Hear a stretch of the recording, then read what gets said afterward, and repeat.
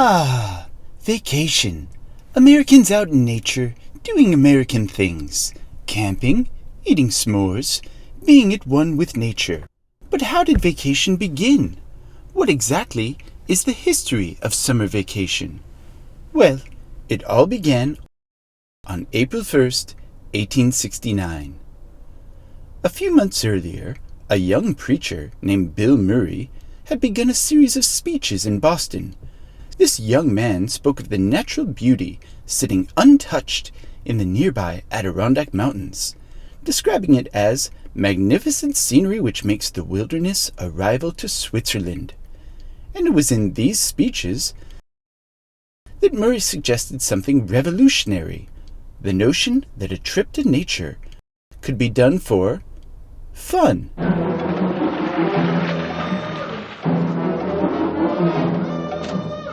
In other words, vacation. Most Americans thought of nature as an obstacle, as a thing to be overpowered. Indeed, 1869 marks the same year as the first transcontinental railroad. But with Murray's book, Adventures in Wilderness, fishing and hiking were transformed into antidotes for the unnatural urban life.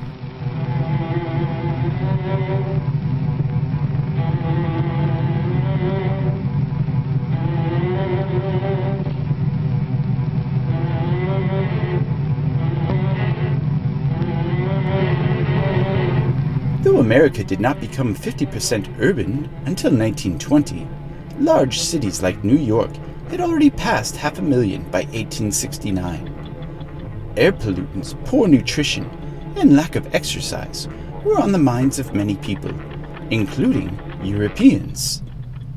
The idea of vacating the city had been known in Europe since the Romantic era, but America had not followed suit. But after the U.S. went through its Industrial Revolution, and let's not forget its Civil War, Murray's book found a large audience among exhausted city dwellers. Readers enjoyed the idea of pure life in the Adirondacks, with emerald-covered lakes that gleamed like jewels, viewing it as the perfect response to disease-infested cities full of unhappy citizens. Murray noted that a new train line could transport one from the city to nature within 36 hours, resulting in 10 editions of his book within its first 4 months.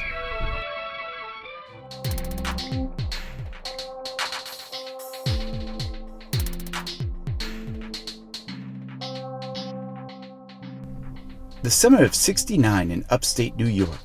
We think of free love and mud and Jimi Hendrix.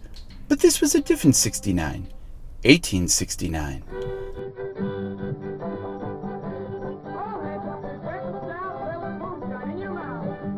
Aspiring travelers, eager beavers, were called Murray's Rush by newspapers, and all flocked to the Adirondacks with a copy of Adventures in the Wilderness gripped in their hands.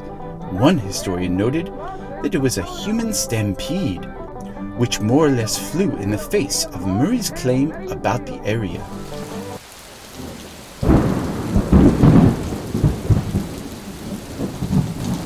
Unfortunately for these new visitors, 1869 was just about the wettest and coldest summer in Adirondack history. City dwellers were dangerously unprepared. They used canoes as shelter from the rain. They ran from bear poop. The mosquitoes were so abysmal that year due to the late rains. The handful of inns throughout the area, which were built for a small number of hunters, grew overwhelmed. One hotel charged patrons hourly to sleep on the pool table. Locals profited as guides for all these urbanites, but they had no experience, resulting in getting lost and sleeping in foul swamps. Newspapers cemented this early history of summer vacation by labeling these travelers as Murray's Fools. The book, it should be noted, came close to April 1st. The author was ridiculed by angry, frustrated, and disappointed travelers. They claimed he embellished the glamour of nature. Still, others worried that the woods were becoming far too diverse. A well-known writer of the time, Thomas Bangs Thorpe, described Murray as the murderer of helpless invalids, that he had ruined the summers of countless city folks. Still, others complained about the shocking presence of women in nature. Thorpe wrote that the woods were no place for the gentler sex, and suggested that traveling men should let the ladies out of the woods. A final complaint is reminiscent of just about any surfing movie, where a character shouts to a tourist that this place is for locals only. This is where I want to surf. And I don't want a bunch of yo-yos getting in my way, acting stupid, acting retarded, going, hey, dude, the fuck out of my way. There was an insistence among the purists that the wilderness belonged to a highly cultivated mind, which rejoices in the wilds of nature. These writers were dumbfounded by the sudden presence of people who have neither skill as sportsmen nor sentiment or piety enough in their composition to understand nature's solitudes.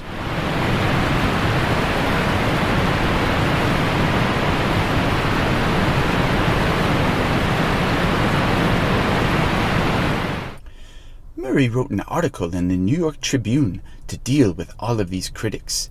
He said that he could not be blamed for the weather, and further, that campers had not followed his suggestions. "Is it my fault that you dressed for a Broadway play?" he asked.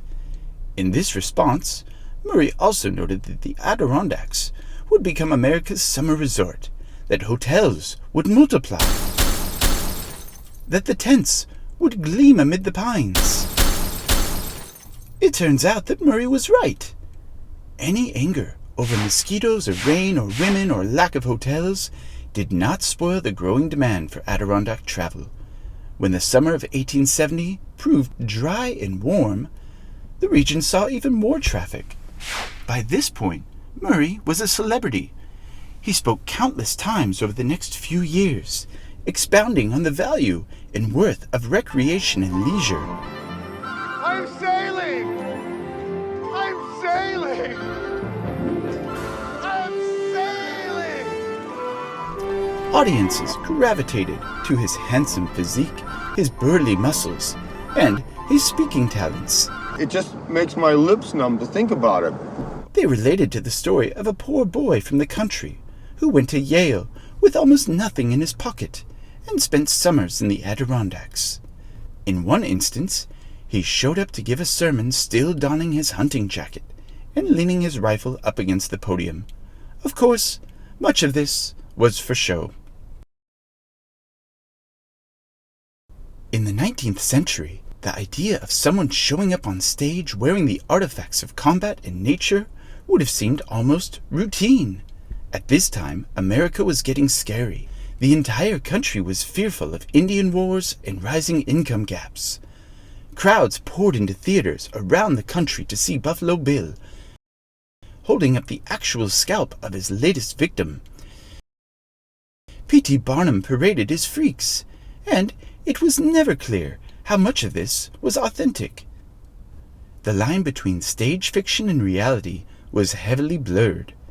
Without reliable facts, Americans began to operate on instinct. They struck paths across the Adirondacks with little more than hope. They elected celebrities to office, like Davy Crockett. Killed him a bar when he was only 3. Davy Crockett, king of the wild frontier. Wait, is it just me, or does this guy's heart just totally not seem to be into the song? Mr. Crockett also fed into this idea of returning to nature, a crucial element of vacation history. He was born in a mysterious place that doesn't exist on maps. The state was called Franklin. Later, it would be absorbed by Tennessee. Mr. Crockett made his living by killing bears. In other words, he was unlike any man ever elected to the government. For instance, he had no education. I had never taken any degree and did not own to any except a small degree of good sense.